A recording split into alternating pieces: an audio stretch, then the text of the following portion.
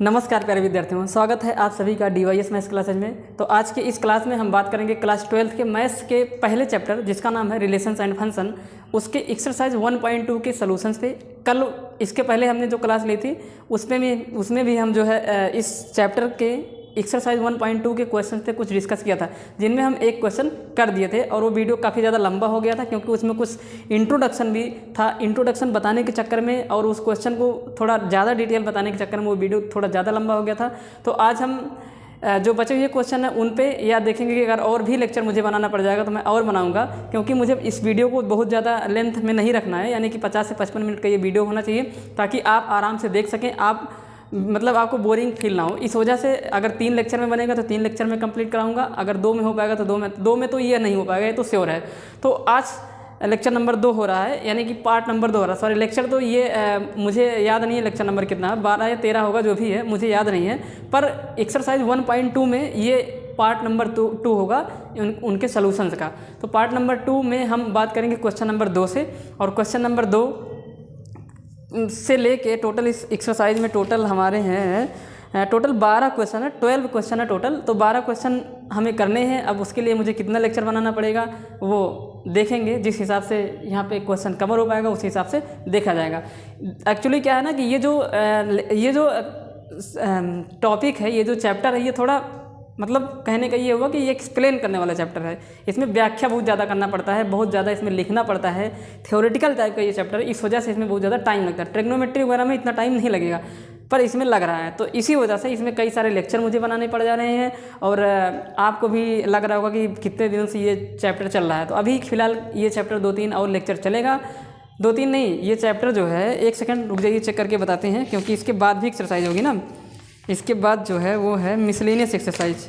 हालांकि नई बुक में ये कट गया है, इसके बाद भी कंपोजिशन ऑफ फंक्शन भी होता है, तो मैं पुरानी बुक के हिसाब से उसको भी पढ़ा ही दूंगा। उसके लिए भले ही देखिए अगर आप उसको नहीं पढ़ेंगे ना तो आप आगे एक चैप्टर है जिसका नाम है ITF, इनवर्स ट्रिग्नोमेट्रिक फंक्शन, तो उसमें कहीं ना कहीं आप अटकेंगे, आपको कम समझ में आएगा। तो चलिए बात की, वो सब तो बात की बातें हैं, पहले जहाँ पे पहुँचे उस पर डिस्कस करते हैं। तो क्वेश्चन नंबर 2 क्या कह रहा है? क्वेश्चन नंबर 2 कह रहा है कि check the injectivity and surjectivity of the following functions. यानी कि अब आप जानते हैं कि इंजेक्टिव फंक्शन उन्हें कहते हैं जो 1-1 होते हैं, और सर्जेक्टिव उन्हें कहते हैं जो ऑन-टू होते हैं। तो कहने का मतलब यह हुआ कि आपको 1-1 और ऑन-टू चेक करके बताना कि ये जो गिवन फंक्शन है, दिया गया जो फलन है, वो 1-1 है कि नहीं है, ऑन-टू है कि नहीं है, यानी कि दिया गया जो फलन है वो एकाएकी फलन है या फिर नहीं है, और आच्छादक है कि नहीं है। तो इस पर हम डिस्कस करते हैं। इस पर पहले वाले क्वेश्चन में भी कुछ ऐसे ही पूछा गया था, तो उस पर भी हमने डिस्कस किया था। उसको अगर आपको वो मतलब क्वेश्चन अगर आपको अच्छे समझ में आया होगा तो उसमें आपने देखा होगा कि हमने क्या क्या प्रोसेस किया था एकाएकी और आच्छादक प्रूव करने के लिए। तो चलिए स्टार्ट करते हैं इस क्वेश्चन को। तो सॉल्यूशन क्या है इसका? फंक्शन को सबसे पहले समझा देता हूँ। फंक्शन क्या है? फंक्शन है natural number to natural number, यानी कि डोमेन भी इसका नेचुरल नंबर है, प्रांत भी नेचुरल नंबर है, प्राकृतिक संख्या है, और सह प्रांत यानी कि को डोमेन वो भी एक प्राकृतिक संख्या है। यानी कि जो x की वैल्यू फंक्शन में रखेंगे वो भी नेचुरल नंबर होनी चाहिए, जो फंक्शन उस मतलब x की वैल्यू पर जो फंक्शन की वैल्यू आएगी वो भी नेचुरल नंबर होना चाहिए, यानी कि पॉजिटिव वाले ही होने चाहिए, 0 नहीं होना चाहिए, 1 2 3 डॉट डॉट डॉट इनफाइनाइट होना चाहिए। तो कहने का यही मतलब है। और फंक्शन है f(x = x²), ये फंक्शन है, ठीक। x की वैल्यू, इस फंक्शन में x की वैल्यू डोमेन नेचुरल नंबर से आएगी, f(x) की वैल्यू डोमेन नेचुरल नंबर से होनी चाहिए। ये सिचुएशन आपको समझनी पड़ेगी, तब कहीं ना कहीं आपको फंक्शन समझ में आएगा। तो चलिए सबसे पहले बात करते हैं फॉर 1-1 यानी कि एकाएकी के लिए, एकाएक के लिए क्या करेंगे? मान लेते हैं ना कि मानते हैं कि x1 और x2 दो ऐसे संख्याएं हैं, दो ऐसे नंबर हैं जो कि डोमेन से बिलोंग कर रहे हैं। इस प्रकार से हैं कि उन पर फंक्शन की जो वैल्यू है वो आपस में इक्वल है, यानी कि x1 और x2 इस प्रकार से लिए गए हैं डोमेन से कि उस पर फंक्शन की जो वैल्यू है, यानी कि जो x1 का इमेज होगा वही x2 का भी इमेज है, ऐसा हम मान के चलते हैं। पर अगर हम ये प्रूव कर देते हैं कि x1 और x2 भी आपस में बराबर है, तो हम कह देते हैं कि वो जो फंक्शन है वो 1-1 फंक्शन है, ठीक। यही मुझे करना होता है। तो यहाँ पे लिखेंगे कि let x1, x2 belonging in N natural number, यानी कि साइड में लिख देते हैं डोमेन सच दैट, यहाँ पे लिखेंगे सच दैट मतलब होता है इस प्रकार, such that f of x1 is equal to f of x2, है ना, f of x1 equal to f of x2। अब एफ ऑफ x1 कितना होगा, आप उसी दिए गए फंक्शन में, ये जो फंक्शन आपका दिया गया है, इस दिए गए फंक्शन में आपको x की जगह पे x1 रख देना है, तो आप एफ ऑफ x1 पा जाएंगे, और एक बार x की जगह x2 रख देना है, तो आप उसके बाद आप x2 पर फंक्शन की वैल्यू पा जाएंगे। तो एफ ऑफ x1 किसके बराबर होगा, तो x की जगह पे x1 रख देंगे, तो बोलेंगे x1 का स्क्वायर बराबर एफ ऑफ x2 किसके बराबर होगा, x2 का स्क्वायर। अब यहाँ पे समझने की कोशिश करिए, यहाँ पे एक बात यहाँ पे आपको समझना है, यहाँ पे क्या आ गया कि x1 square is equal to x2 square, और x1 और x2 दो अलग अलग नंबर है, तो इसका ये मतलब निकल के आ रहा है कि यहाँ पे दो संख्याओं के स्क्वायर बराबर है। तो आपको ये प्रूव करना है कि क्या वो दो संख्याएं भी आपस में बराबर हैं, तो समझने की कोशिश करिए। यहाँ पे साइड में मैं समझाने की कोशिश कर रहा हूँ। अच्छा ये बताइए, x1 square is equal to x2 square अगर कभी भी होता है तो x1 की जगह पे आप 2 रख दीजिए, 2 का स्क्वायर, और x2 की जगह पे -2 रख दीजिए। आप देख रहे हैं कि इनका स्क्वायर भी 4 है और इसका स्क्वायर भी 4 है, यानी कि दो हमने ऐसे नंबर लिए जो नंबर अलग अलग थे पर उनका स्क्वायर इक्वल था। तो इससे ये पता चल रहा है कि अगर दो नंबर के स्क्वायर इक्वल हैं तो वो दोनों नंबर स्क्वायर हो भी सकते हैं और नहीं भी हो सकते हैं। तो मैं आपकी जानकारी के लिए बता देता हूँ, वो चीज़ डिपेंड करती है डोमेन पर, डोमेन कैसा होना चाहिए। तो आप जानिए कि यहाँ पे -2 तो आप x2 के स्थान पर रख ही नहीं सकते हैं, क्यों, क्योंकि यहाँ पे जो डोमेन है वो नेचुरल नंबर है, और नेचुरल नंबर में नेचुरल नंबर में नेगेटिव नंबर की कोई जगह नहीं है। तो इसलिए यहाँ पे सिर्फ एक कंडीशन होगा कि x1 बराबर हो जाएगा x2, यानी कि x1 की जगह पे भी 2 रखना है और x2 की जगह पर भी कितना रखना है, 2। तो जब x1 और x2 की जगह पर 2 और 2 रखोगे तभी तो फंक्शन की वैल्यू बराबर होगी, ये भी 4 हो जाएगी, वो भी 4 हो जाएगी। तो आपको सीधा सीधा क्या समझना है, देखिए फिर से मैं समझा दूंगा, अगर आपको समझ में नहीं है तो मैं फिर से समझाने की कोशिश कर रहा हूँ, मिटा देता हूँ इन सब सारी चीज़ों को। बहुत तेज़ समझा दिया, क्या लग रहा है। देखिए यहाँ पे क्या लिखा है, x1 square is equal to x2 square. इसका मतलब है कि x1 और x2 दो अलग अलग संख्याएँ हैं, x1 और x2 दो संख्याएं हैं और उनका स्क्वायर बराबर है। तो दो संख्याओं का स्क्वायर अगर बराबर है तो क्या वो दोनों संख्याएं भी आपस में बराबर होगी, तो आपका जवाब होगा हो भी सकता है और नहीं भी हो सकता है। जैसे अगर x1 की जगह पे 2 रख देते हैं और x2 की जगह पे भी 2 रख देते हैं तो उनका स्क्वायर बराबर हो जाएगा। अगर x1 की जगह पे 2 रख देते हैं और x2 की जगह पे -2 रख देते हैं तो इसका मतलब है कि x1 का स्क्वायर 2 का स्क्वायर बराबर -2 का स्क्वायर, ये 4 आ जाएगा, ये भी क्या आ जाएगा। इसका मतलब x1 और x2 की जो वैल्यू रखे हैं उनका स्क्वायर बराबर है, पर ये दोनों नंबर आपस में कहाँ बराबर हैं, 2 इज़ नॉट इक्वल टू -2। तो इससे ये पता चल रहा है कि जब भी दो नंबर के स्क्वायर बराबर हैं तो वो दोनों नंबर बराबर हो भी सकते हैं और नहीं भी हो सकते हैं। वो डिपेंड करेगा आपके डोमेन पर, डोमेन कैसा है। नेचुरल नंबर के केस में अगर अब आपको यहाँ पे अलग से मैं सिखाने की कोशिश कर रहा हूँ, यहाँ पे मैं आपको जनरलाइज समराइज करके बता दे रहा हूँ, ये तो होगा नहीं तो यही एक केस बच जाएगा। तो आपको अगर कभी भी अगर आपको ये चीज़ दिखाई दे, कौन सी चीज़ बता रहा हूँ, तो आपको क्या समझना होगा, यहाँ पे लिखेंगे इफ़ x1, नोट कर लीजिएगा, if x1 square is equal to x2 square, यदि x1 और x1 square is equal to x2 square, then x1 is equal to plus minus x2, यानी कि जो x1 की वैल्यू होगी वो x1 के इक्वल भी हो सकती है और नहीं भी हो सकती है। इसमें दो बातें छिपी हुई है ना, इसका मतलब ये हुआ कि x1 is equal to x2, एक बार प्लस वाला ले लीजिए, और x1 is equal to -x2, तो ये दोनों कहाँ बराबर है, तो यहाँ पर नॉट का निशान लग जाएगा, ठीक। तो पर यहाँ पे अब आपको समझने की ज़रूरत है, ऐसा तब पॉसिबल है, यानी कि x1 square is equal to x2 square ऐसा तब पॉसिबल है, नहीं, x1 square is equal to x2 square अगर होगा तो x1 is equal to plus minus x2, ये तब पॉसिबल होगा जब यहाँ पे मैं बता दूंगा when x1, x2 belonging in z और r, यानी कि जब x1 और x2 या तो पूर्णांक होंगे या तो एक रियल नंबर होगा तो ये चीज़ पॉसिबल है। बट यहाँ पे लिखेंगे बट अब आपको क्या सीखनी है, but if x1 square is equal to x2 square, then x1 is equal to x2 always, हमेशा बराबर होगा, x1 x2 के बराबर हमेशा होगा। लेकिन कब? जब यहाँ पे लिखेंगे but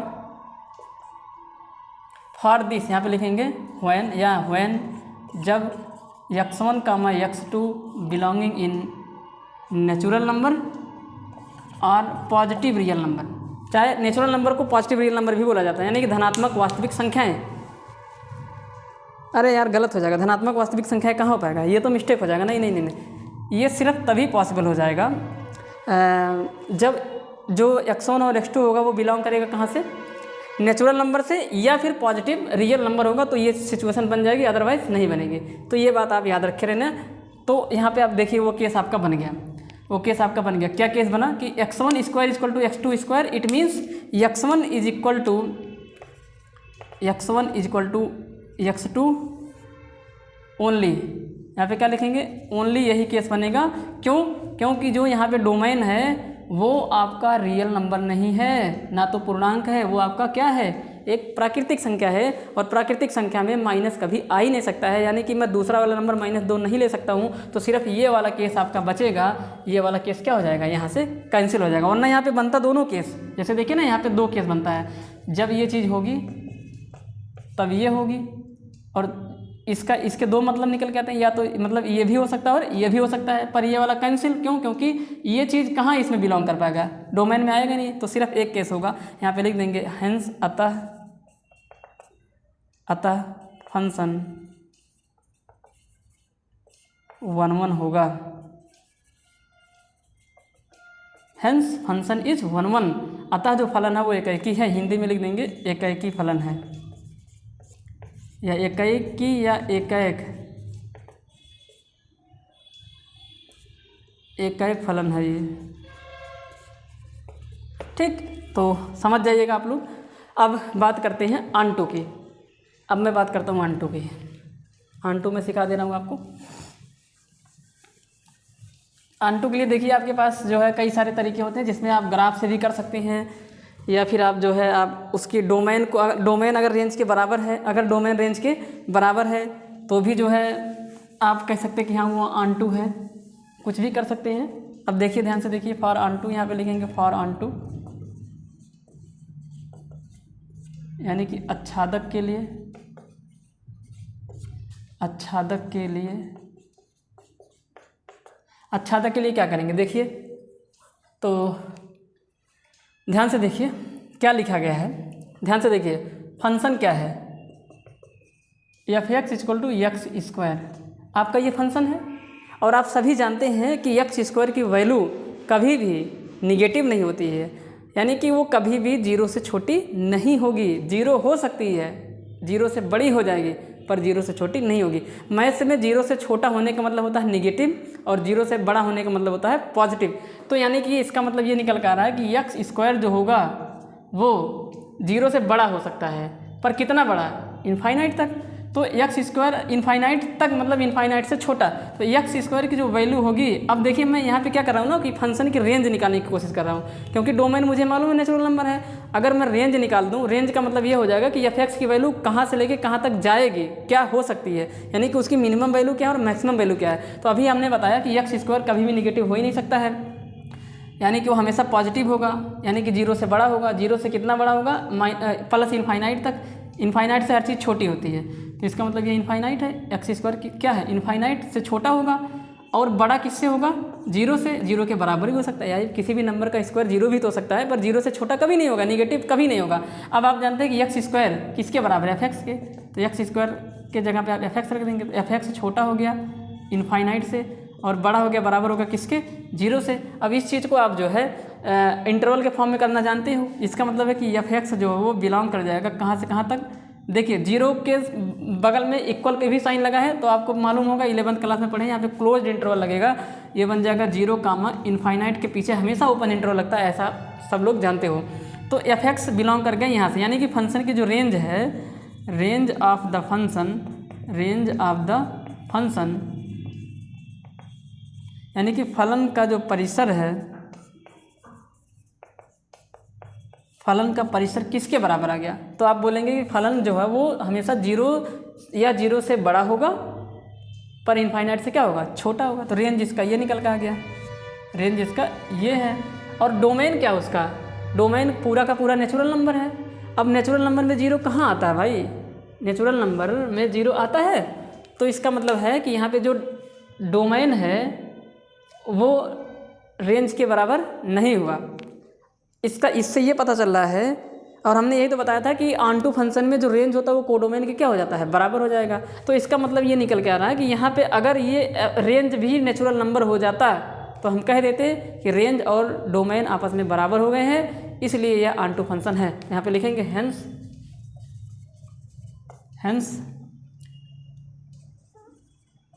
range is not equal to domain, domain नहीं यार गलत हो गया, कोडोमेन, डोमेन नहीं कोडोमेन। रेंज कोडोमेन के बराबर होना चाहिए। और रेंज कौन होते हैं, जो इमेज का काम करते हुए सारे एलिमेंट। तो आप जानते हैं कि सेट बी के सारे एलिमेंट इमेज का काम करने चाहिए, तो अगर वो इमेज का काम करेंगे तो वो रेंज कहलाएंगे, वही तो रेंज के अंदर आएंगे। रेंज के अंदर वही होता है जो इमेज का काम करता है, यानी कि जो किसी के लिए मतलब जो रेंज का काम करता है, यही आप समझ जाइए, जो परिसर का काम करता है वही आप, उसी को आप इमेज कहते हैं। ठीक है, तो यहाँ पे कह देंगे कि हेंस अतः जो रेंज है, जो परिसर है, range is not equal to codomain,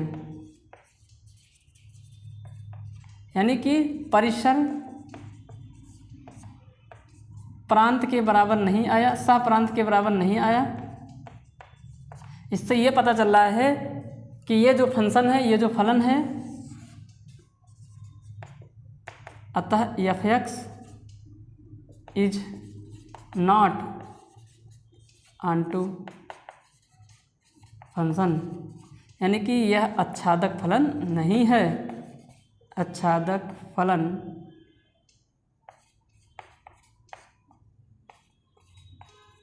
नहीं है। तो प्यारे विद्यार्थियों, उम्मीद करता हूँ कि आपको ये समझ में आया होगा। ये नया तरीका है ऑन टू प्रूव करने का।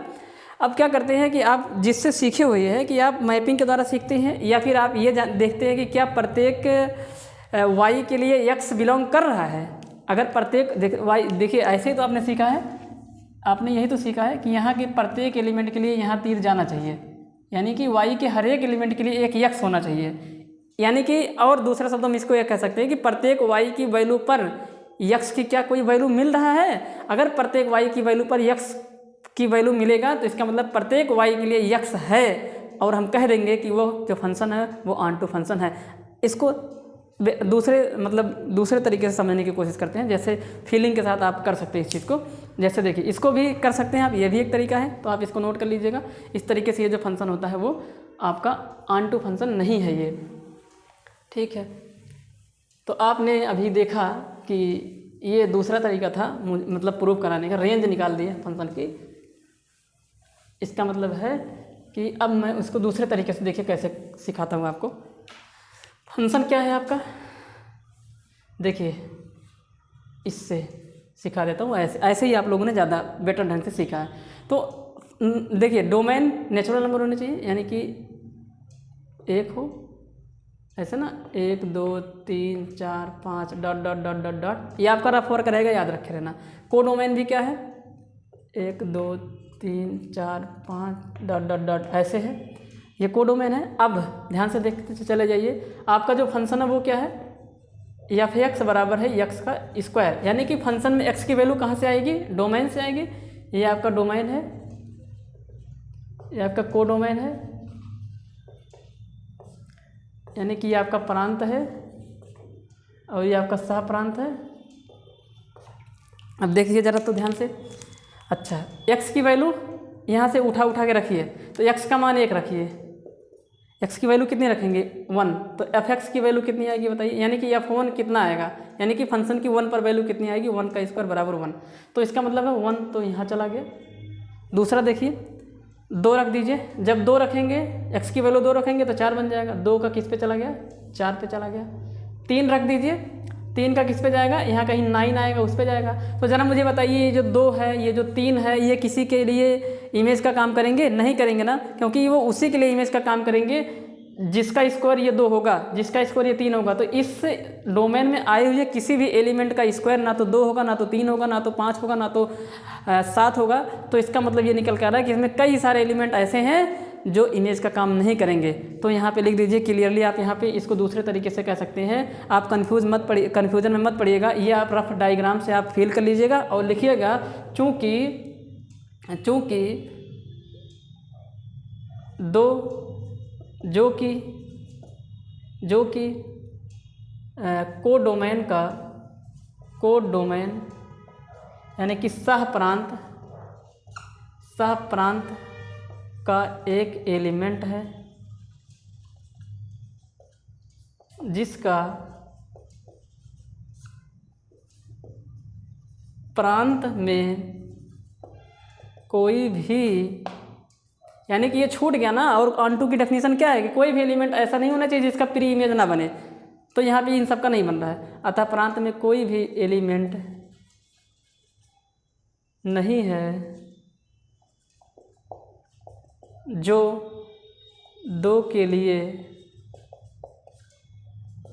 प्री इमेज यानी कि सह प्रतिबिंब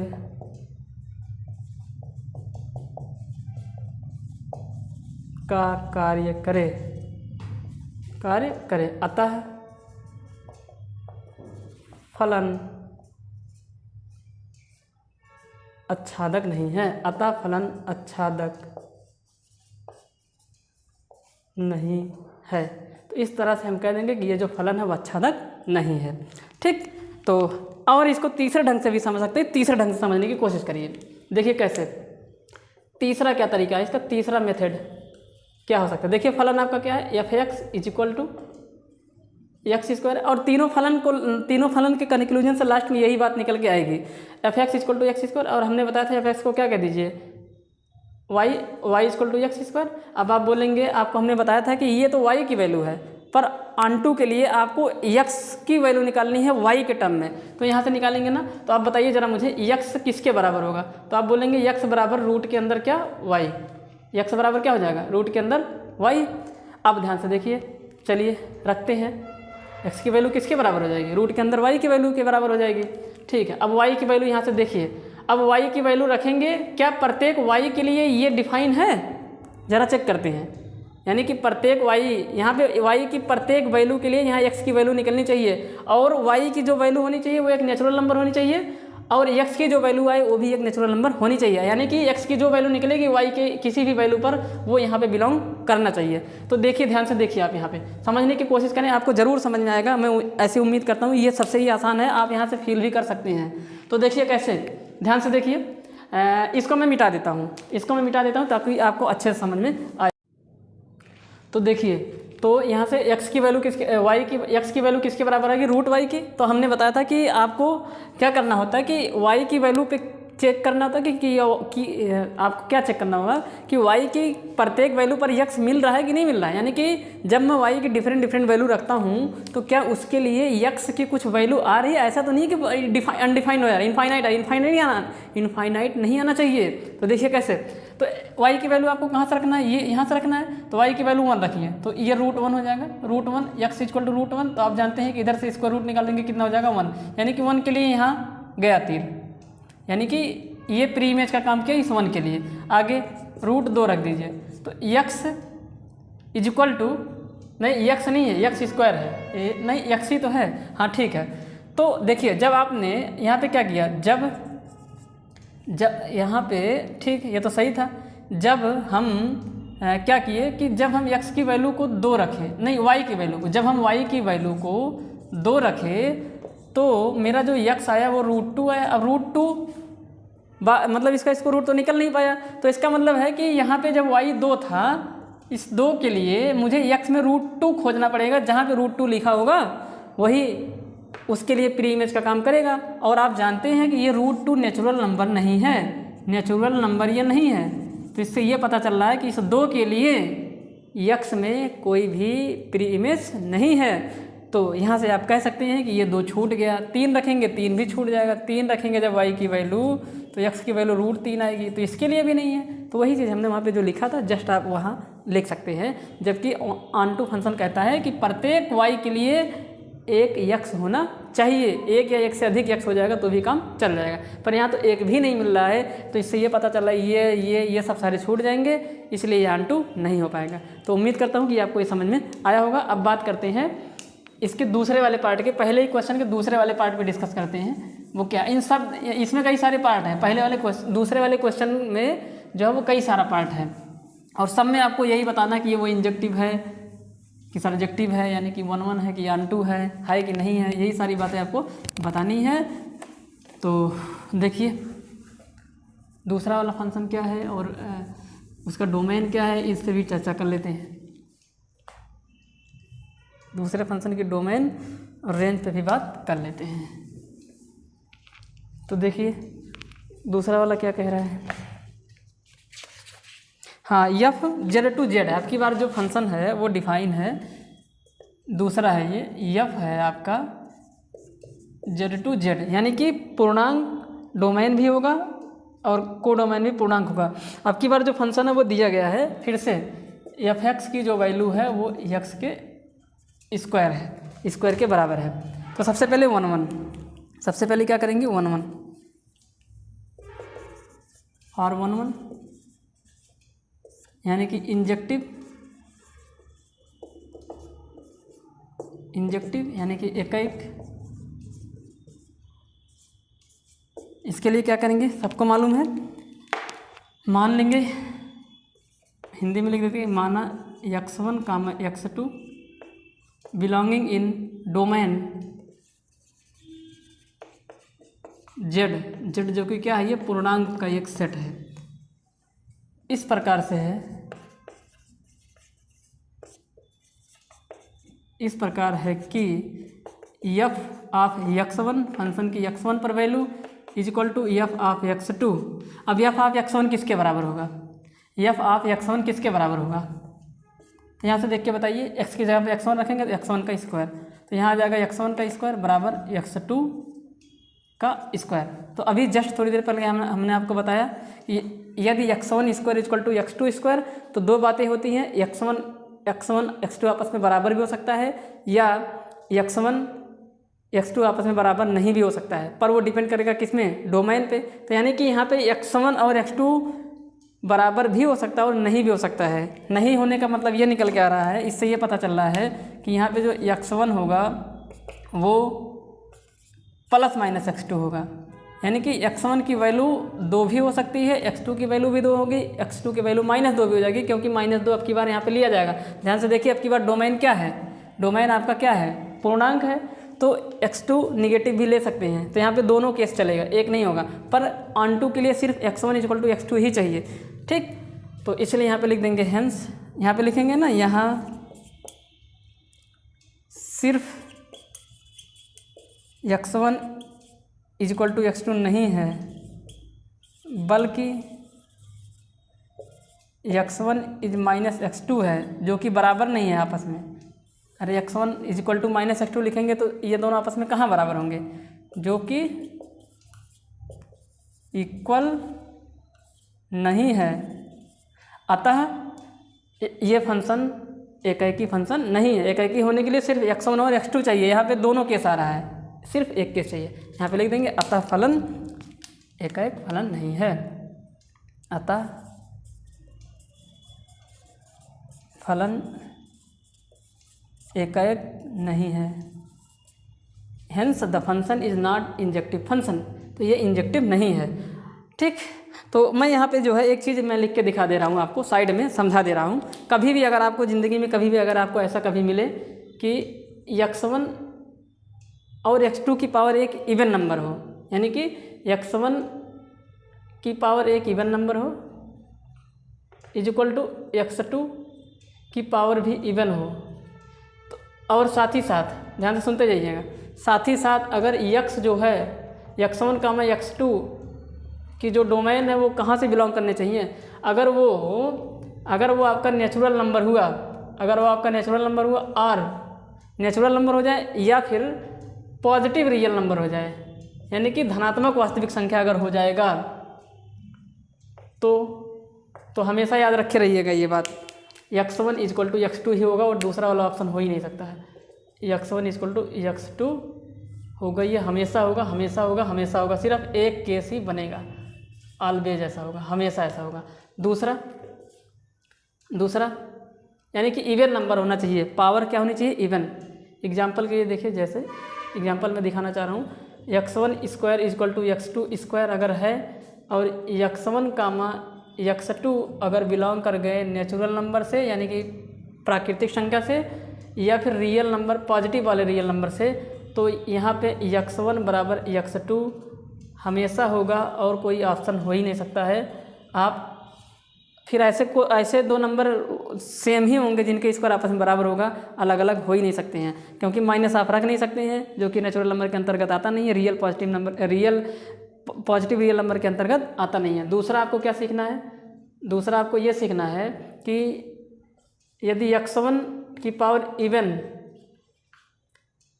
इक्वल टू x2 की पावर इवन है व x1 कामा x2 बिलोंगिंग इन z और real number, z and real number, या और कह दीजिए और रियल नंबर, और रियल नंबर यानी कि वास्तविक संख्या अगर हो गया, और रियल नंबर यहाँ पे जो है लिख देते हैं comma x1 comma x2 belonging real number और z यानी कि पूर्णांक हो या फिर रियल नंबर हो, देन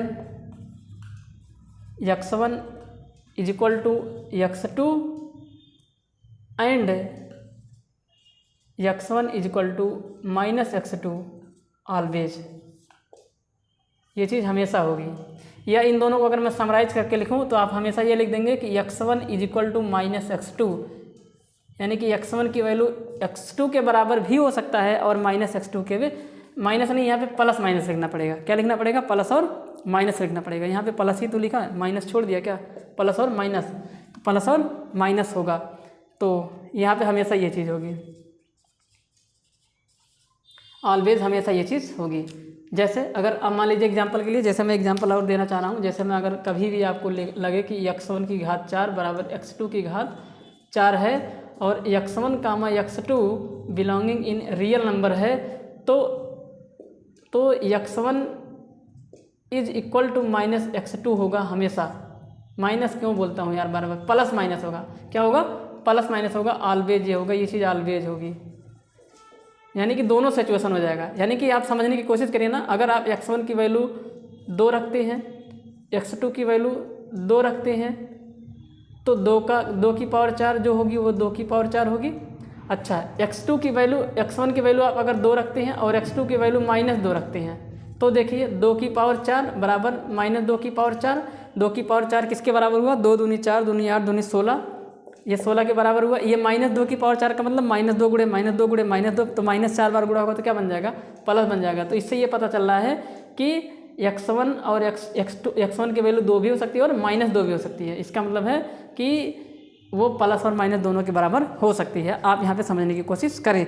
अब इसी में आगे और समझिए, अगर कभी भी पावर इवन ना हो के ऑड हो गई, क्या हो गई, ऑड हो गई, तो इसको नोट कर लीजिएगा। और ये फलन एकाएकी नहीं है, हमने इसको प्रूफ किया, उसके बाद और बात करते हैं इस पर, और भी समझ लीजिए ताकि आगे दिक्कत ना हो आपको। अभी इस पर डिस्कस करते हैं ऑन टू के लिए, अभी ऑन टू करवाना बचा हुआ है, याद रखे रहिएगा। तो दूसरा केस ये है,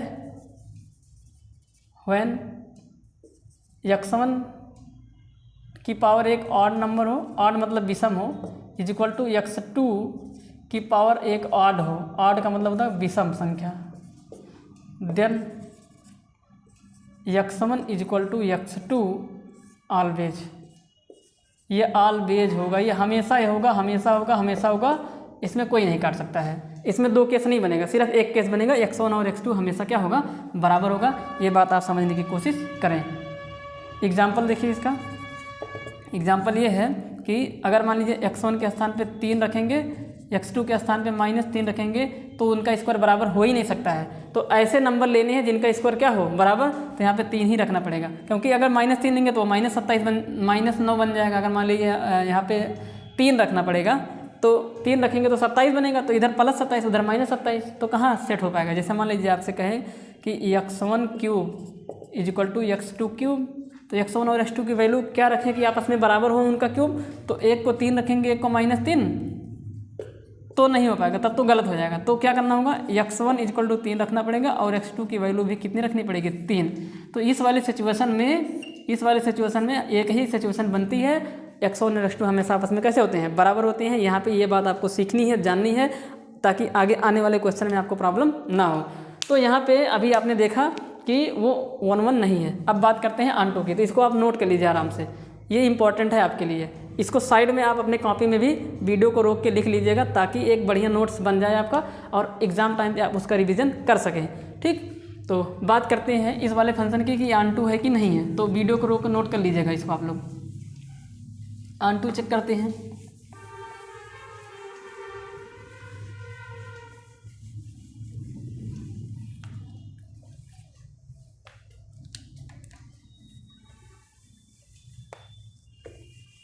फंक्शन आपका क्या था, फंक्शन था f(x) इजिक्वल टू x²। तो ऑन टू के लिए क्या करेंगे, देखिए ध्यान से देखिए, ये वाला बन गया और ये बन जाएगा। अब समझने की कोशिश करें, यहाँ पे कितना आ जाएगा, क्योंकि यहाँ डोमेन है, पूर्णांक है, तो 0 भी आएगा, -1 -2 -3 -4 डॉट डॉट डॉट डॉट ऐसे, और ये 1 2 3 -4 डॉट डॉट डॉट ऐसे चलता चलेगा। हालांकि ये रफ वर्क है, मैं बता दे रहा हूँ, यहाँ से फिल करके आप सिर्फ रिजल्ट को वहाँ पे लिखेंगे बस अपनी कॉपी में। यहाँ पे भी वही आएगा, तो 0 आ गया, -1 -2 -3 dot dot dot dot 1 2 3 4 dot dot dot. अब ध्यान से देखिए, ये फंक्शन आपका f(x) इक्वल टू x² है। तो क्या करना है आपको करना ये है कि आप देखिए, जब x की वैल्यू 1 रखते हैं, x की वैल्यू कितना रखते हैं 1, तो जब x की वैल्यू 1 रखेंगे तो f(x) की वैल्यू किसके बराबर आ जाएगी, यानी कि f(1) का मान किसके बराबर है, 1 का स्क्वायर। अच्छा, यहाँ से मतलब 1 जब रखे तो 1 का स्क्वायर आ जाएगा, जो कि 1 है। तो x बराबर 1 आया, तो f(x) बराबर ये आ गया। तो इसका मतलब 1 का तीर किस पे गया, 1 पे गया। अच्छा, x की वैल्यू -2 रख दीजिए, -2 रखेंगे तो f(x) का मान आ जाएगा -2 का स्क्वायर, जो कि 4 हो जाएगा। तो -2 जब रखेंगे तो वो चला जाएगा 4 पे। अब ध्यान से देखिए, तो आप यहाँ पे समझने की कोशिश करिए, आप x की यहाँ से अगर निगेटिव वैल्यू ही रख रहे हैं तो फंक्शन की वैल्यू f(x) की वैल्यू पॉजिटिव बन जा रही है। उसका क्या कारण है कि वहाँ स्क्वायर लगा हुआ है, तो इसका मतलब है कि यहाँ पे निगेटिव वाले सारे नंबर छूट जाएंगे, क्योंकि किसी भी नंबर का स्क्वायर निगेटिव हो ही नहीं सकता है। तो इससे ये पता चल रहा है कि ये किसी के लिए इमेज का काम नहीं करेंगे, और अगर ये किसी के लिए इमेज का काम नहीं कर रहे हैं तो इनका कोई प्री इमेज भी नहीं होगा, क्योंकि जिसका इमेज होता है उसी का प्री इमेज होता है। मतलब जो इमेज होते हैं उन्हीं का प्री इमेज होता है। तो इन सारे निगेटिव नंबर के कोई भी प्री इमेज नहीं है। पर हमें तो यहाँ से पता चल रहा है कि अगर एक भी नहीं मिला तो हम कह देंगे कि वो ऑन टू नहीं है। तो यहाँ पे लिख देंगे, चूँकि अब एग्जांपल लेके ही कह दीजिए, चूँकि ऐसे कह दीजिए -2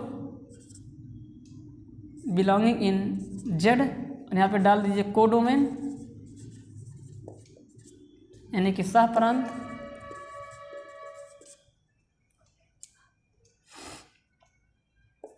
has no pre image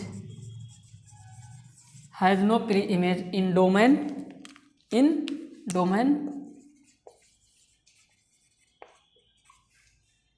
domain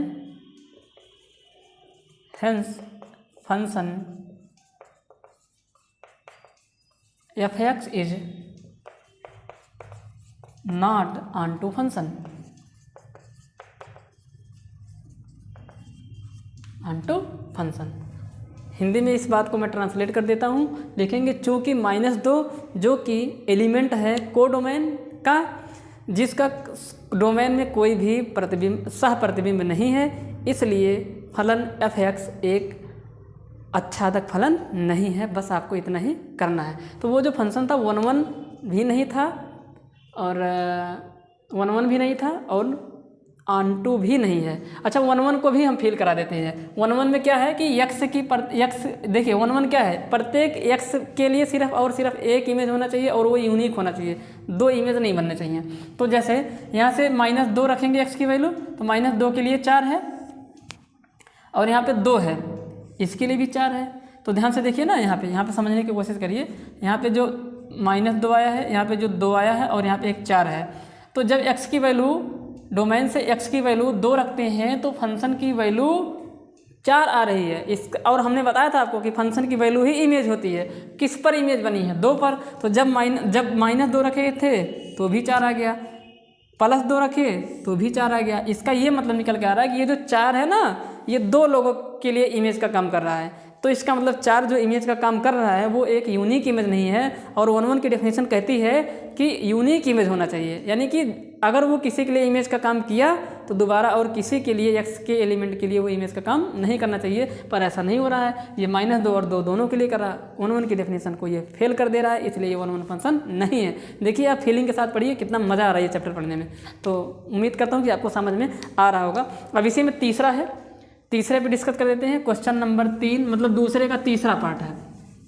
दूसरे का कौन सा पार्ट है? दूसरे का ये है तीसरा वाला पार्ट। तो दूसरे का तीसरा पार्ट भी डिस्कस कर देते हैं और देखिए क्या है।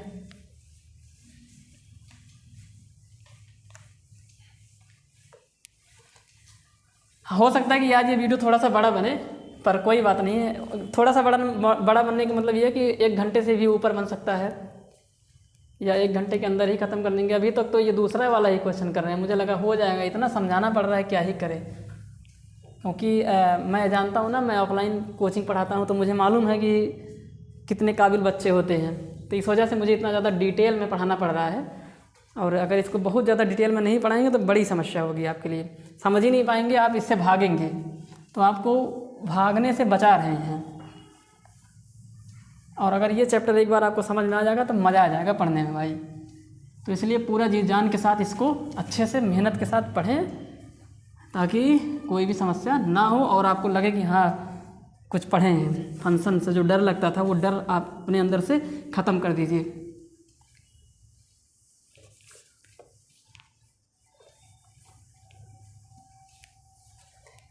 चलिए अब बात करते हैं, क्या चले यार, पानी लगा के।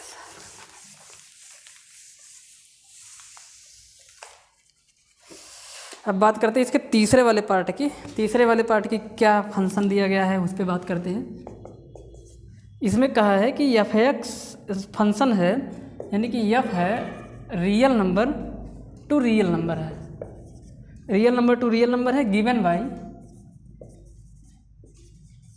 Given by f(x) is equal to x²। फिर आ गया, यही फंक्शन है, बार बार यही घूम के दे रहा है, x²। तो सबसे पहले 1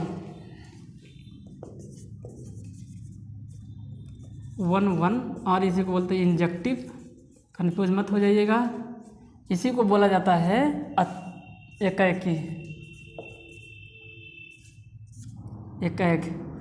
तो क्या करेंगे, मान लेंगे कि x1 और x2 दो एलिमेंट हैं जो कि डोमेन से बिलोंग कर रहे हैं। देखिए इसमें आपकी बार डोमेन आपको रियल नंबर लेना है और को डोमेन रियल नंबर लेना है, यानी कि आपकी बार रूट वाली संख्या, डेसिमल वाली संख्या, माइनस वाली संख्या, फ्रैक्शन वाली संख्या, सब कुछ चलेगा, बस रूट के अंदर माइनस नहीं चलना चाहिए बस। क्योंकि रूट के अंदर माइनस एक कॉम्प्लेक्स नंबर होता है, इमेजिनरी संख्या होता है, जो जिसमें उसका इसमें कोई भी जगह नहीं है। तो यहाँ पर लिखेंगे फंक्शन ये आपका है, ये आपका डोमेन, ये आपका रेंज।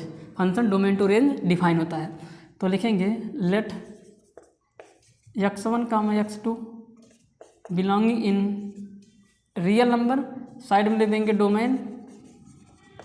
आप डोमेन लिख के साइड में रियल नंबर लिख दीजिए या रियल नंबर लिख के डोमेन साइड में लिख दीजिए, प्रांत कोई दिक्कत नहीं है। सच दैट कि इस x1 और x2 पर फंक्शन की वैल्यू आपस में बराबर है। f of x1 such that f of x1 is equal to f of x2। अब फंक्शन की x1 पर वैल्यू किसके बराबर हो जाएगी, तो बोलेंगे x1 का स्क्वायर बराबर है x2 का स्क्वायर।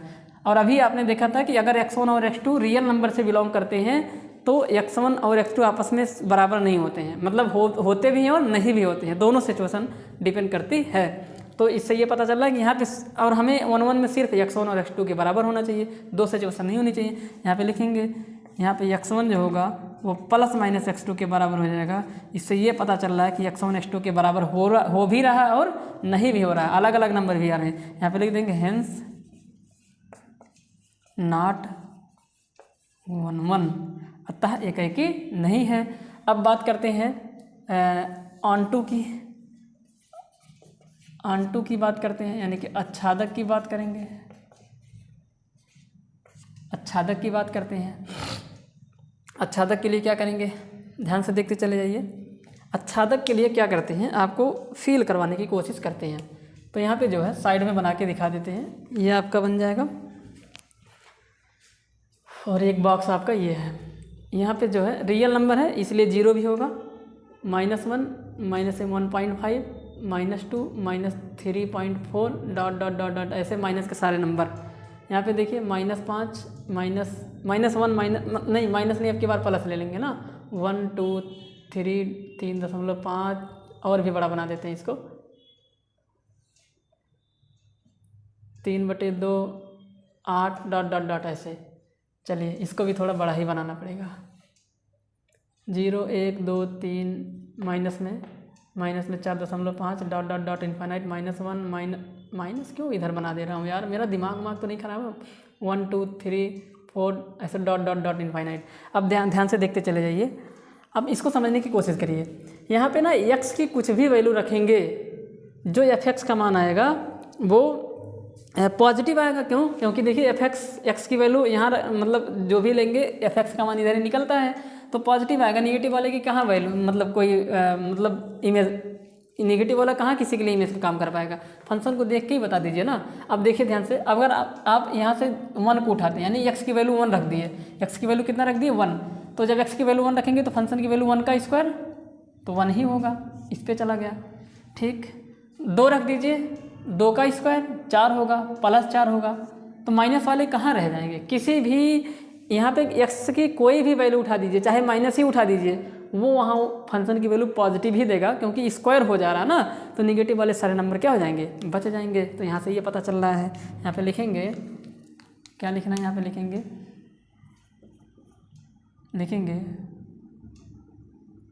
चूँकि -3 belonging in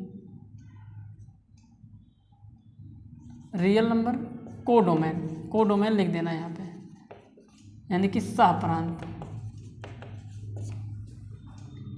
has no pre image, इसका कोई प्री इमेज नहीं बनता है, in domain hence function is not onto, function onto नहीं है, क्योंकि -2 -3 जो कि इस रियल नंबर से बिलोंग कर रहा है, जो कि कोडोमेन का एलिमेंट है, उसका कोई भी सह प्रतिबिंब डोमेन में नहीं है, इसलिए जो फलन होगा वो एक आच्छादक फलन नहीं होगा। यही आपको बताना था, आच्छादक नहीं होगा। हिंदी में क्या बोल देंगे, आच्छादक नहीं है। ठीक, अब इसको ऐसे भी कह सकते हैं, देखिए दूसरे भाषा में इसको हम कैसे कर सकते हैं कि अगर इसका जो कोडोमेन है वो रेंज के बराबर नहीं होगा तो भी हो सकता है। ध्यान से देखिए, तो x² का जो मान होगा वो कभी भी निगेटिव नहीं होगा, यानी कि वो हमेशा 0 के बराबर होगा या 0 से बड़ा होगा।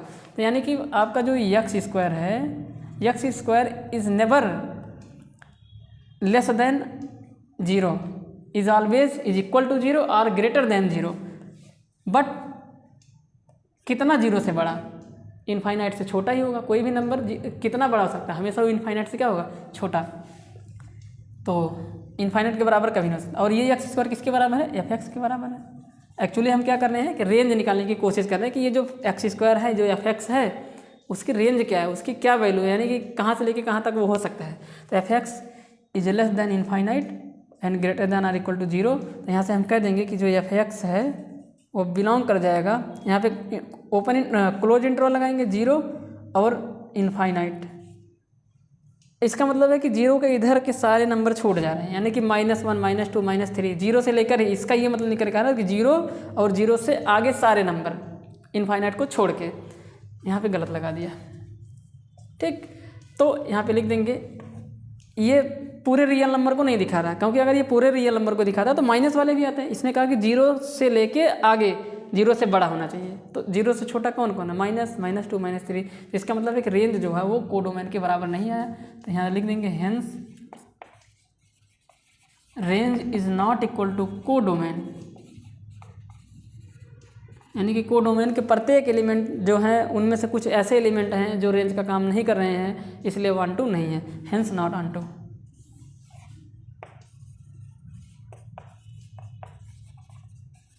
अतः आच्छादक नहीं है।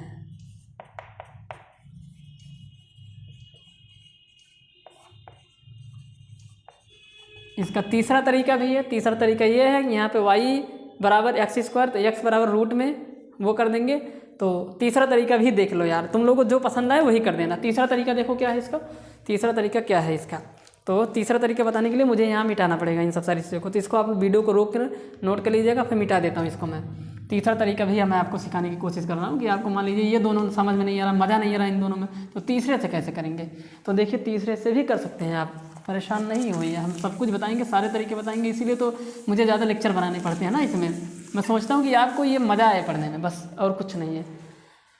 तीनों में से कोई एक तरीका जो आपको बेटर लगे वही लिखना है। ऐसा नहीं है कि जो है आपको तीनों तरीका ही लिख डालिएगा एग्जाम में, नहीं, सिर्फ एक तरीका ही लिखना है जो आपको अच्छा लगे। और एक बात, ये जो आप मैपिंग बना रहे हैं ना, ये आपका रफ वर्क होना चाहिए। यहाँ से सिर्फ फीलिंग लीजिए कि हाँ ऐसा हो रहा है इसलिए ये नहीं है, यह है, बस यही इतना करना है। अब देखिए तीसरा तरीका क्या है। तीसरे तरीके में हमने आपको बताया था कि x की वैल्यू निकालिए y की टर्म में, और y की, और उसके बाद चेक करिए कि क्या y के प्रत्येक मान के लिए x है।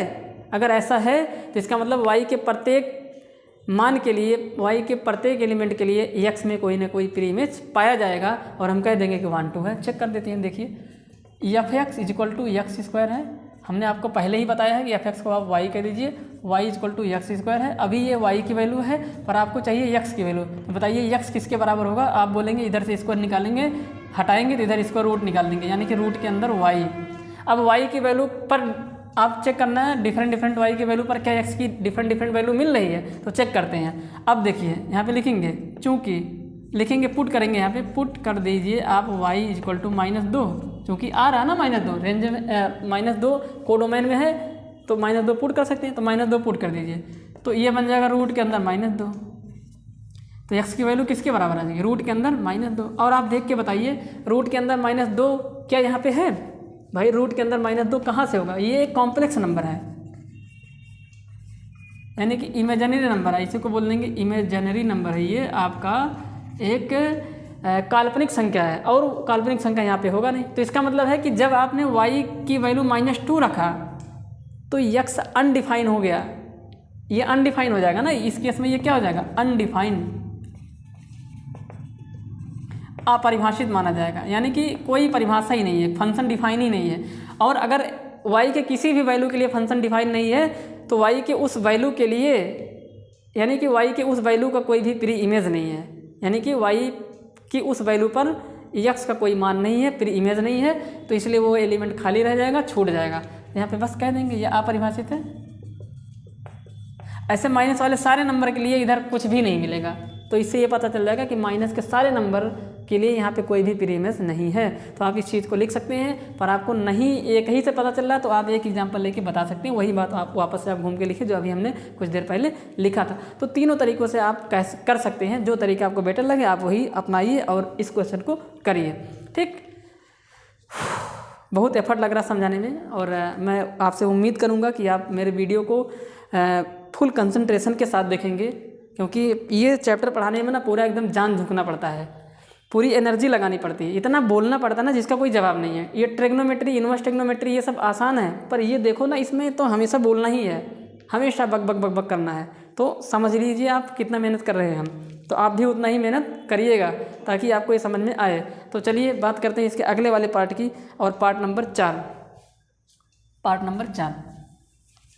अब बहुत हम आपको जो है इसमें तरीके बता दिए ऑन टू प्रूव करने के। अब मैं थोड़ा जल्दी से बता के इसको ख़त्म करूँगा, आज तो सिर्फ लग रहा है फिर से दूसरा क्वेश्चन ही हो पाएगा यार, इतना टाइम लेके मैं क्यों समझाता हूँ, पता नहीं हम ही समझाते हैं या और भी टीचर इतना टाइम लेके समझाते हैं। खैर छोड़िए, सबका अलग अलग अपना तरीका होता है, पर मैं तो ऐसे ही समझाऊंगा।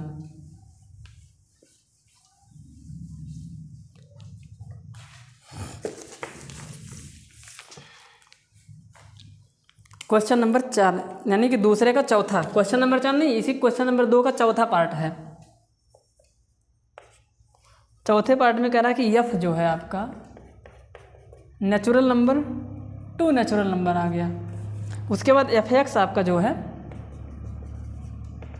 एक्स क्यूब है, यानी कि अब की बार फंक्शन चेंज कर दिया, एक्स क्यूब आ गया। और आपको बताना कि ये इंजेक्टिव है कि नहीं है, सरजेक्टिव है कि नहीं है, यानी कि 1 1 है कि नहीं है, आंटू है कि नहीं है, यानी कि एकैकी है कि नहीं है, आच्छादक है कि नहीं है, यही आपको बताना। तो सबसे पहले आप बताइए 1 1 के लिए,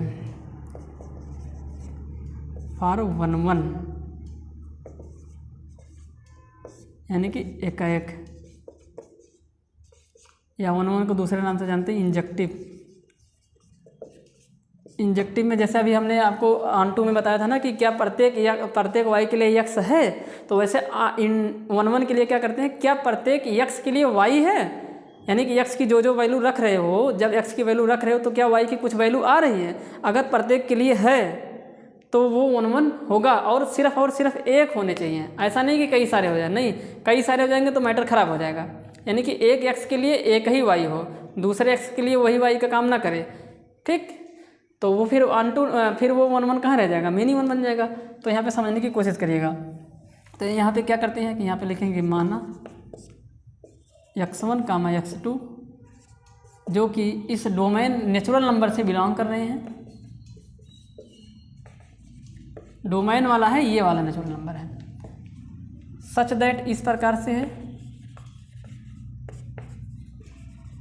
इस प्रकार से है कि फंक्शन की x1 पर वैल्यू बराबर है फंक्शन की x2 पर वैल्यू। अब वैल्यू क्या है, x1 का क्यूब बराबर है x2 का क्यूब। अभी हमने आपको थोड़ी देर के पहले बताया था ना कि अगर x1 क्यूब और x2 क्यूब आपस में बराबर है तो उसका डोमेन रेंज कुछ भी हो, रियल नंबर हो, इंटीजर हो और नेचुरल नंबर हो, सब के लिए वो क्वालिफाई है, सब के लिए। तो यहाँ पे हमेशा एक बात निकल के आती है कि x1 is equal to x2।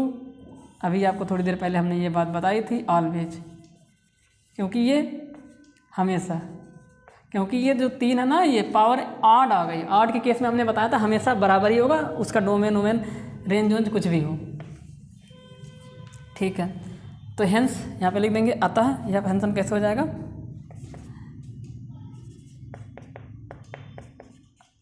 अतः फलन एकाएक है, यानी कि 1 1 है, ये इंजेक्टिव है, ये दिस इज इंजेक्टिव फंक्शन। दूसरा बात करते हैं आंटू की,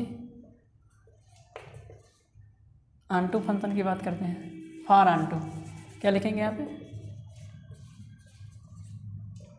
आच्छादक के लिए,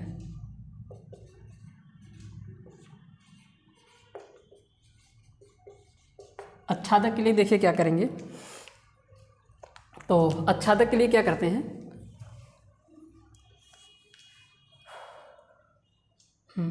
फील करा के करें या फिर ऐसे ही देख लीजिए, कोई दिक्कत नहीं है, ऐसे ही देख लीजिए। तो चूँकि एफ एक्स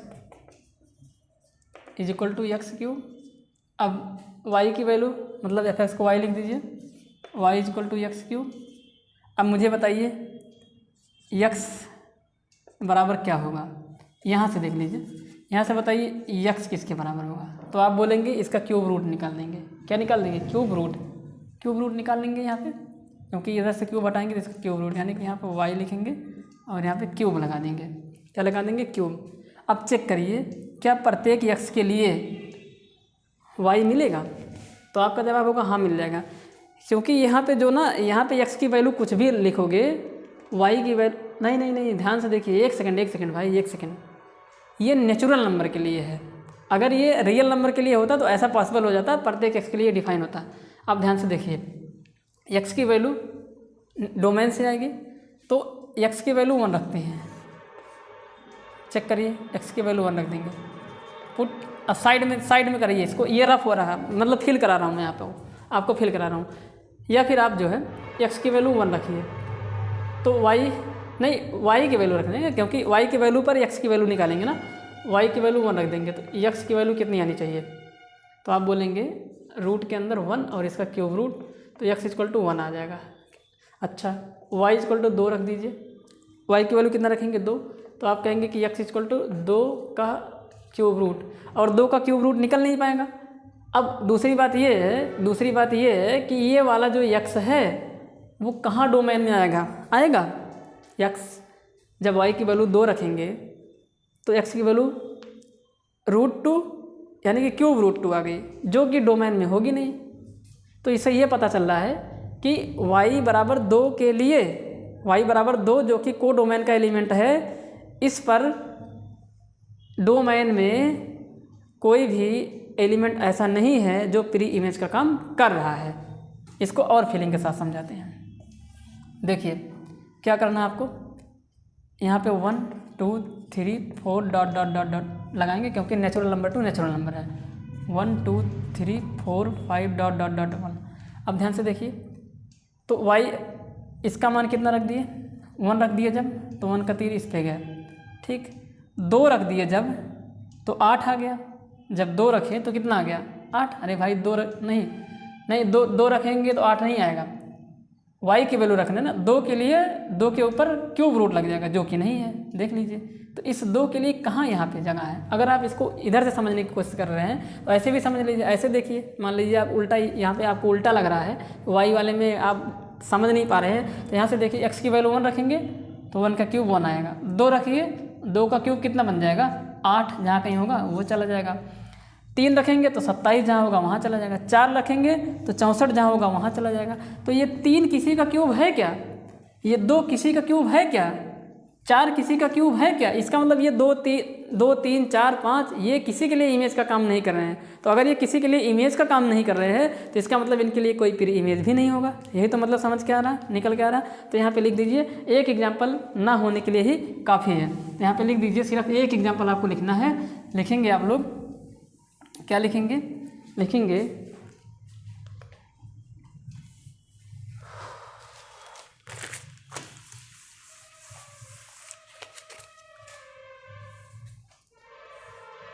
देखिए यहाँ से करने के बाद आप कह देंगे put x = put y = 2, then x = यहाँ पे लिखेंगे क्यूब रूट, जो कि यानी कि √2, उसके बाद यहाँ पे cube root is not belonging in domain, not belonging in domain, domain में बिलोंग नहीं कर रहा है। इसका मतलब इस y = 2 के लिए कोई भी प्री इमेज नहीं है, यहाँ से पता चल रहा है। हेंस नॉट ऑन टू, या इसी बात को ऐसे लिख देंगे, चूंकि because 2 belonging in codomain has no pre image, has no pre image in domain, hence function fx is not onto। Hindi में ट्रांसलेट कर दे रहे हैं, चूँकि 2 जो कि को डोमेन यानी कि सह प्रांत का एक अवयव है, जिसके लिए प्रांत में कोई भी सह प्रतिबिंब नहीं है, इसलिए यह जो फलन है वह एक आच्छादक फलन नहीं है। यही आपको हिंदी में लिख देना है, इंग्लिश में ये लिख दिया जाएगा, ठीक। हेंस नॉट ऑन टू, अतः ये ऑन टू नहीं है। उम्मीद करता हूँ कि आपको दोनों तरफ से बातें समझ में आ रही हैं। आप डायग्राम से भी कर सकते हैं, या फिर आप यहाँ से समझ लीजिए, समझने की भी कोशिश करिए। x की वैल्यू अगर ये आएगी तो वो डोमेन में है ही नहीं, तो क्या वो प्री इमेज का काम करेगा। इसका मतलब इस 2 के लिए कोई भी प्री इमेज नहीं है, ठीक। तो इस तरीके से आपका पार्ट नंबर 4 हो जाता है, जो कि 1 1 तो है पर ये ऑन टू नहीं है। 1 है पर यहाँ 2 नहीं, 1.2 का एक बार आंसर चेक कर लेते हैं, नहीं तो यही होगा लगाते लगाते चले जा रहे हैं, आंसर एक को बार नहीं चेक करना है, पता नहीं सही है कि गलत है। देख लेते हैं एक बार। तो 1.2 का ये था दूसरे का चौथा पार्ट, दूसरे का part number 4, injective but not surjective. तो ये इंजेक्टिव हो गया बट सर्जेक्टिव नहीं है, क्योंकि ऑन टू को सर्जेक्टिव भी कहा जाता है, कंफ्यूज मत हो जाइएगा। ठीक, तो उम्मीद करता हूँ कि आपको समझ में आया होगा। अब इसके लास्ट पार्ट, हाँ लास्ट पार्ट 5वें पार्ट की बात कर लेते हैं।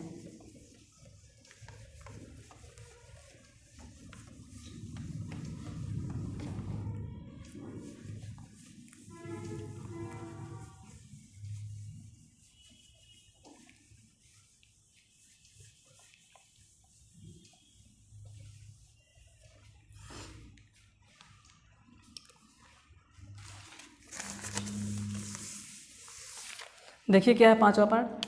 अब की बार जो फंक्शन है, यानी कि फंक्शन डिफाइन है z टू z, यानी कि पूर्णांक से पूर्णांक है, और f(x) की जो वैल्यू है वो x³ के बराबर है, x³ के बराबर है। तो यहाँ पे लिखेंगे फॉर 1 और इंजेक्टिव एकाएकी कुछ भी कह दीजिए। तो हिंदी में आपकी बात नहीं, इंग्लिश में बोलेंगे, लिखेंगे let x1, x2 is belonging in domain z, यानी कि पूर्णांक होने चाहिए x1 x2 में, और पूर्णांक विदाउट डेसिमल नंबर होते हैं, इसमें दशमलव नहीं आएगा, याद रखे रहिएगा। ठीक, सच दैट इस प्रकार से है x1 f(x1) is equal to f(x2), f(x1) किसके बराबर होगा, x1 का क्यूब, बराबर f(x2) किसके बराबर होगा, x2 का क्यूब। और अगर x1 क्यूब x2 क्यूब बराबर होते हैं, domain range real number, integer, natural number, positive real number कुछ भी हो, उन सब के लिए हर एक दशा में x1 और x2 आपस में कैसे होते हैं, बराबर होंगे। और इस तरीके से हम कह देंगे हेंस फंक्शन इज 1 या इंजेक्टिव या एकाएक हो गया फलन। कैसा हो गया, एकाएक हो गया। अब बात करते हैं ऑन टू की। फीलिंग कराऊँ इसका, एकाएक है कि नहीं है, कहो तो फीलिंग करा दें। फीलिंग कराने का मतलब ये हुआ कि एकाएक की फीलिंग करा रहे, ऑन टू की नहीं करा रहे, एकाएक की करा रहे। z to z 0, -1 -2 -3 dot dot dot 1 2 3 dot dot dot 0 -1 -2 -3 dot dot dot, ऐसे ही तो आएगा 1 2 3 डॉट डॉट डॉट। अब देखिए एकाएक में क्या है, हाँ एकाएक में क्या है, 1 1 में क्या है कि फंक्शन में x की प्रत्येक वैल्यू के लिए क्या y मिल रहा है, तो दिखा देते हैं, फील करा रहे हैं इसको। अब इसका सोल्यूशन यहीं तक है, ये मैं आपको फील करा रहा हूँ। अगर आप देख के ही बताएं, मान लीजिए ऑब्जेक्टिव टाइप का क्वेश्चन आ गया, तो क्या इतना बड़ा प्रोसेस लगा के उसको सॉल्व करेंगे, नहीं, फील कर लेंगे और फीलिंग के साथ बता देंगे, समझ के बता देंगे कि हाँ ये 1 1 है कि नहीं है। देखिए क्या है फंक्शन, तो f(x) किसके बराबर है, x³ के, f(x) को बोल दीजिए y, तो y इक्वल टू x³। 1 1 के लिए y की वैल्यू निकालिए x के टर्म में, और ऑन टू के लिए x की वैल्यू निकालिए y के टर्म में। यानी कि 1 1 के लिए आप x की वैल्यू को चेंज करते जाइए और देखिए क्या प्रत्येक x की वैल्यू के लिए y की कुछ ना कुछ वैल्यू आ रही है।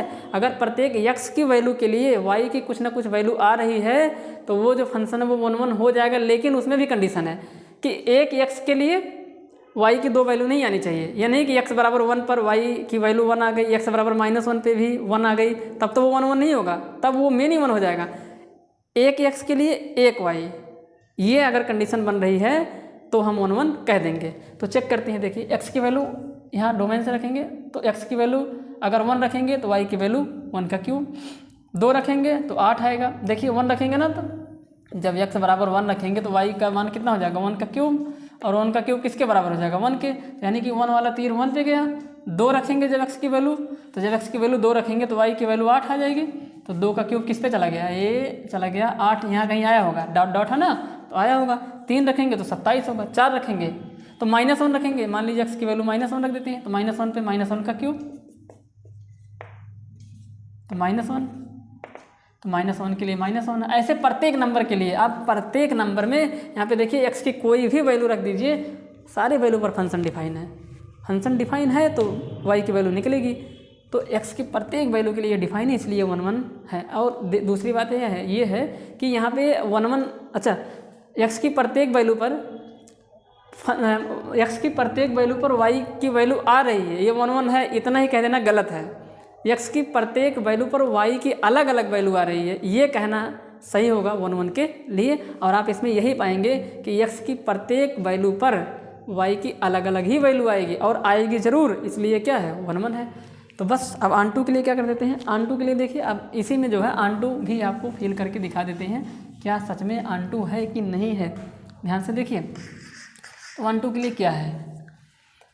तो आन2 के लिए ये है कि यहाँ पे समझने की कोशिश करें, यही आपका फंक्शन है, यही क्या है आपका फंक्शन, ठीक है।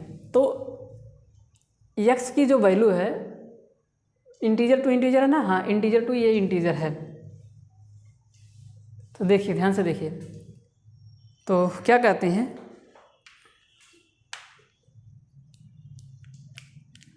तो एक काम करते हैं, इसको y के टर्म में लिख ही लेते हैं।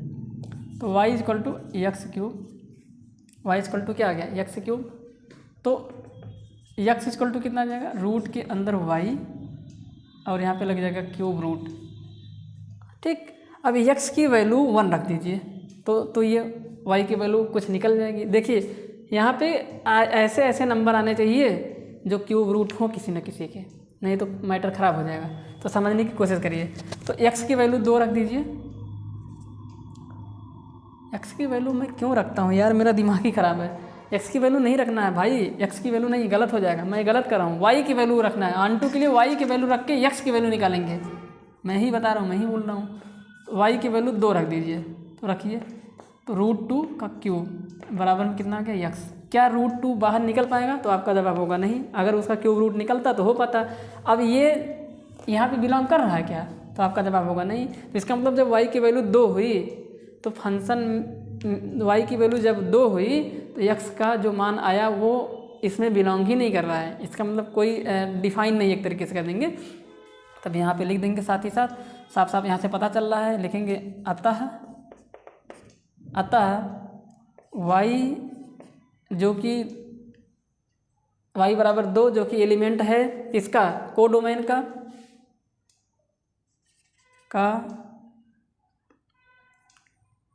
2, यहाँ पे लिख देंगे 2 जो कि सह प्रांत का एक अवयव है,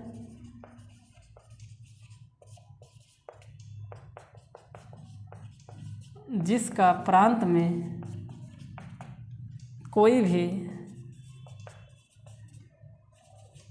प्रतिबिंब नहीं है, सह प्रतिबिंब नहीं है, प्रतिबिंब नहीं सह प्रतिबिंब नहीं है।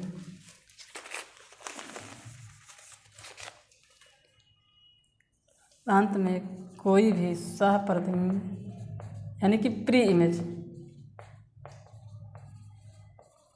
नहीं है,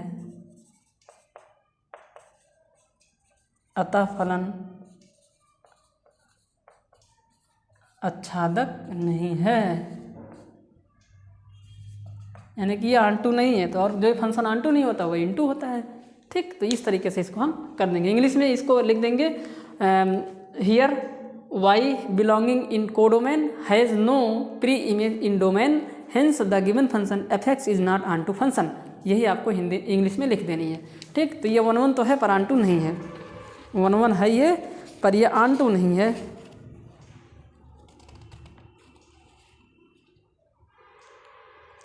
ठीक, यानी कि ये इंजेक्टिव है बट ये सर्जेक्टिव नहीं है।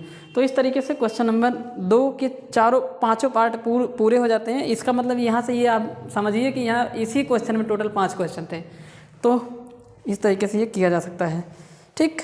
तो लेक्चर काफ़ी बड़ा हो जा रहा है, तो आज के लिए बस इतना ही। उसके बाद मैं दूसरा लेक्चर बनाऊंगा, उसके बाद जो बचे हुए क्वेश्चन है उसको मैं डिस्कस करूंगा अपने नेक्स्ट क्लास में, अगले लेक्चर में। तो आज के लिए बस इतना ही। वीडियो को देखिए, समझिए, समझने की कोशिश करिए, मतलब आप मज़े के लिए वीडियो को मत देखिए कि जैसे मान लीजिए एक मूवी चलती है तो सामने फ़ोन रख दिया जाता है, उसके बाद सिर्फ देखा जाता है। नहीं, अगर आप पढ़ाई कर रहे हैं और आप मन से पढ़ाई कर रहे हैं और आप अपने पढ़ाई को लेके आप मतलब सावधान है थोड़ा, मतलब आप सीरियस हैं, तो आप नोट्स बनाइए, इसका नोट्स बना के आप पढ़िए, तब मज़ा आएगा पढ़ने में, अदरवाइज़ मज़ा नहीं आएगा। तो नोट्स के साथ आप अगर पढ़ेंगे ताकि आप बाद में रिवीजन भी कर सकें, तो आप मेहनत के साथ पढ़ाई करें। जब भी पढ़ें, जितना भी देर पढ़ें, मेहनत के साथ पढ़ें, खिलवाड़ ना करें, मेरे कहने का मतलब ये है। ठीक।